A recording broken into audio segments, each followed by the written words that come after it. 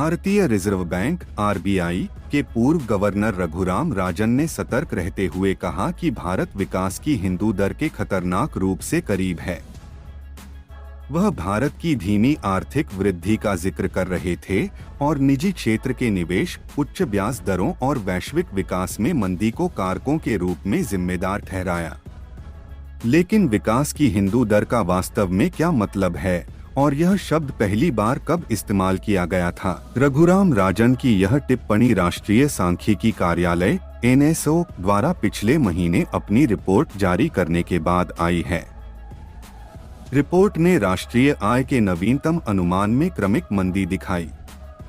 दूसरी तिमाही जुलाई से सितंबर में 6.3% के मुकाबले तीसरी तिमाही अक्टूबर से दिसंबर में देश की जीडीपी वृद्धि दर घटकर 4.4% रह गई। पीटीआई ने रघुराम राजन के हवाले से कहा, नवीनतम अक्टूबर से दिसंबर भारतीय जीडीपी संख्या वर्ष की पहली छमाही में प्रमुख संख्या से धीमी वृद्धि का सुझाव देती है। आरबीआई ने इस वित्त वर्ष की अंतिम तिमाही के लिए 4.2% कम होने का अनुमान लगाया है। यह विकास की हमारी पुरानी हिंदू दर के खतरनाक रूप से करीब है। हमें बेहतर करना चाहिए, रघुराम राजन ने कहा।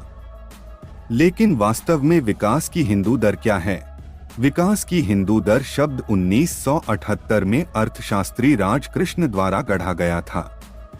उन्होंने इसका इस्तेमाल 1950 से 1980 के दशक तक सकल घरेलू उत्पाद में लगभग 4% की वृद्धि को दर्शाने के लिए किया था। Rajkrishna Delhi school of economics में पढ़ा रहे थे जब उन्होंने यह शब्द गढ़ा था।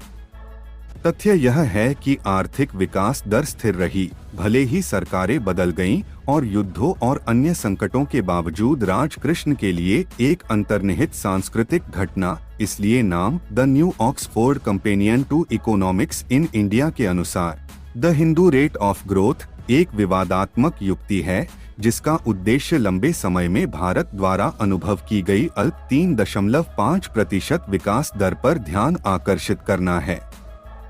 तथ्य यह है कि विकास की यह दर सरकारों, युद्धों, अकालों और अन्य परिवर्तनों के माध्यम से स्थिर रही।